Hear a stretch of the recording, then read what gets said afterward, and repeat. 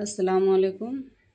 आज हम आपके साथ कोई रेसिपी नहीं लेके आए हैं। आज हम लैलतुल क़द्र के बारे में थोड़ा सा बात करेंगे। हम लोग तो रेसिपी वगैरह सब बनाते रहते हैं और खाते रहते हैं, तो अब हमें इबादत भी करना चाहिए। अल्लाह ताला जो पूछेगा हमसे वो हमें ज़्यादा ज़रूरी है वो करने का।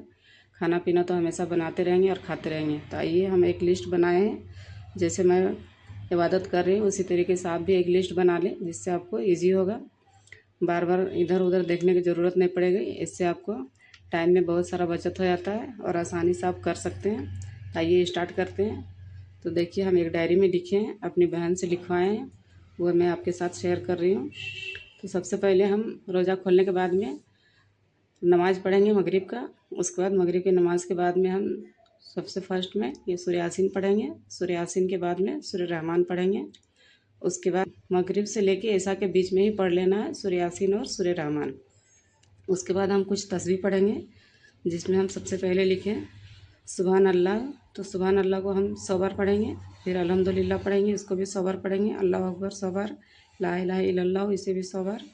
सुबहान अल्लाह व बिहम्दिही 100 बार। सुबहान अल्लाह व बिहम्दिही सुबहान अल्लाहिल अज़ीम, इसे भी 100 बार। अस्तगफिरुल्लाह 100 बार। अस्तगफिरुल्लाह व अतूबु इलैहि, इसे भी 100 बार। ला हौला वला कुव्वता इल्ला बिल्लाह, इसे भी हम 100 बार पढ़ेंगे। उसके बाद इन तीनों को सुबहान अल्लाह, अल्हम्दुलिल्लाह, अल्लाहु अकबर को 100 बार पढ़ने के बाद में फिर से हम एक बार 33 बार पढ़ेंगे। और लास्ट में ला इलाहा इल्लल्लाहु वहदहु ला शरीका लहु लहुल मुल्कु व लहुल हम्दु व हुवा अला कुल्लि शैइन कदीर पढ़ेंगे। उसके बाद फिर से और है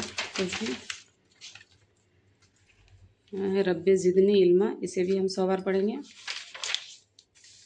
बाद में जब ईशा का टाइम हो जाए तो ईशा का नमाज़ पढ़ने के बाद में अगर आप चाहें तो एक साथ ईशा का नमाज़ पढ़िए 12 रकात। उसके बाद 4 रकात सलातो तस्बीह पढ़ लीजिए। उसके बाद फिर 8 रकात तरावी की नमाज़। और अगर एक साथ आप पढ़ना चाहें तो एक साथ पढ़ सकते हैं, वरना आप तोड़ तोड़ के भी पढ़ सकते हैं। ईशा के बाद फिर सलातो तस्बीह, फिर 4 रकात तरावी। उसके बाद फिर से अपना खाना पीना खा के फिर से ये सारे तस्बीह हैं, ये सब भी पढ़ें। ला इलाहा इल्लल्लाहु वहदहु ला शरीका लहु लहुल मुल्कु व लहुल हम्दु व हुवा अला कुल्लि शैइन कदीर, इसे भी 100 बार पढ़ेंगे। बाद में ये भी एक तस्बीह है, अल्लाहु अकबर कबीरा वल्हम्दुलिल्लाहि कसीरा व सुबहानल्लाहि बुकरतन वसीला। फिर हम पढ़ेंगे अल्लाहुम्मा इन्नका अफ़ून तुहिब्बुल अफ़्वा फ़अफ़ु अन्नी, ये ज़रूर से पढ़ें। 100 बार पढ़ें, 100 से भी ज़्यादा भी पढ़ सकते हैं। ये जो भी गुनाह अगर किए हैं तो माफ़ हो जाएगा इंशाअल्लाह। उसके बाद फिर ये है तस्बीह, सभी 100 बार पढ़ेंगे। अगर आपके पास टाइम हो तो 100 से ज़्यादा भी पढ़ सकते हैं। इलाहा इल्ला अंता सुबहानका इन्नी कुन्तु मिनज़ ज़ालिमीन, फिर इसे हम 3 बार पढ़ेंगे। उस सूरह इखलास पढ़ेंगे 100 बार। सूरह इखलास फिर से हम 10 बार पढ़ेंगे। इस सूरह इखलास को हम फिर से 3 बार पढ़ेंगे। फिर सूरह फलक 3 बार, सूरह नास को 3 बार। उसके बाद फिर ये तस्बीह है, इसको फिर हम पढ़ेंगे 100 बार। हस्बुनल्लाह व निअमल वकील, हमें अल्लाह काफ़ी है और वह बहुत अच्छा कारसाज है। सुबहान अल्लाह अल्हम्दुलिल्लाह ला इलाहा इल्लल्लाहु अल्लाहु अकबर, इसे भी हम पढ़ेंगे 100 बार। ईशा के नमाज के बाद में हम पढ़ेंगे सूरह सजदा और सूरह मुल्क। उसके बाद बीच में आप फिर रात में जिस भी टाइम आपको टाइम मिले तो आप 30वां पारा, कुरान शरीफ का जो 30वां पारा होता है उसे आप पूरी तरीके से पूरे पढ़ के ख़त्म करें। फिर अगर आपके पास रब्बना दुआ है तो आप उसे पढ़ें।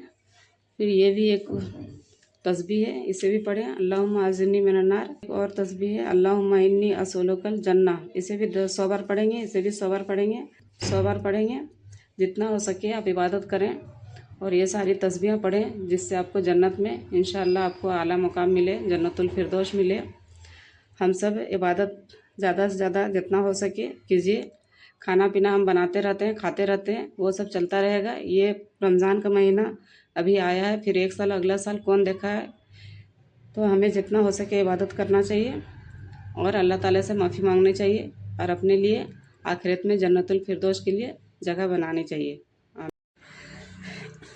ये मेरे पास एक छोटा सा दुआ के लिए एक किताब है, मस्तून दुआएं। आपके पास भी अगर होगा इस तरीके का कोई किताब दुआ का, तस्बीह का, तो आप उससे भी पढ़ सकते हैं। वरना आप यूट्यूब में और भी देख सकते हैं, बहुत सारा दुआ है, तस्बीह है, वो सब भी आप पढ़ सकते हैं। मुझे जितना आता है वो मैं आपको दिखा रही हूँ, बता रही हूँ। बाकी आप भी कमेंट में मुझे भी बताइए, जो मुझे नहीं आता है वो मैं भी पढ़ने की कोशिश करूँगी। तो देखिए ये सैयदुल इस्तग़फ़ार है, इसे बहुत ज़रूरी है पढ़ना, इसे एक बार कम से कम ज़रूर से पढ़ें। देखिए ये यहाँ से यहाँ तक है, बाद इसमें और बहुत सारी दुआएं हैं। ये है रब्बना दुआ, जो मेरे पास है बुक, जिसको हम लिए हैं। आपके पास भी होगा तो आप उससे भी पढ़ सकते हैं। तो ये मैं आपको धीरे धीरे दिखा रही हूँ, आप इसे देखते जाइए। उसके बीच में मैं आपसे बता रही हूँ ये कि अगर आपको इससे ज़्यादा जानकारी चाहिए तभी मेरे चैनल में कमेंट आएगा कुरान और हदीस, तो उसमें आप जाके और भी डिटेल में आप जानकारी ले सकते हैं। और अगर आपको कुछ भी जानने की ज़रूरत हो तो आप उससे कमेंट में पूछ भी सकते हैं, आपको उसमें और अच्छी तरीके से मालूम होगा। अगर आप जानते हैं तो आप भी मुझे बताएं, मैं भी उसे पढ़ने की और जानने की कोशिश करूँगी। तो देखिए पूरा रब्बना दुआ मैं आपको अच्छे से दिखा रही हूँ कि आप इसे पढ़ सकें। एक बार ही पढ़ना है, पूरा को एक बार पढ़ के ख़त्म कर देना है। देखिए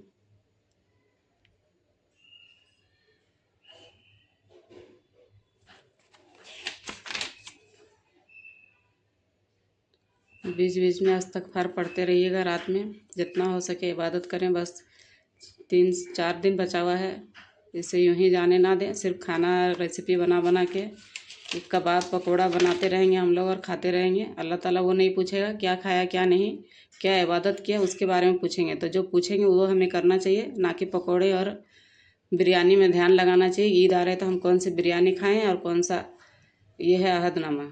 बिरयानी और कबाब और ये वो मत करें, पढ़ें आराम से, जो वहाँ जन्नतुल फिरदौस में आपको जगह मिलेगा। तो इसी तरीके से आप इबादत करें और इबादत में गुजारें। आमीन सुम्मा आमीन।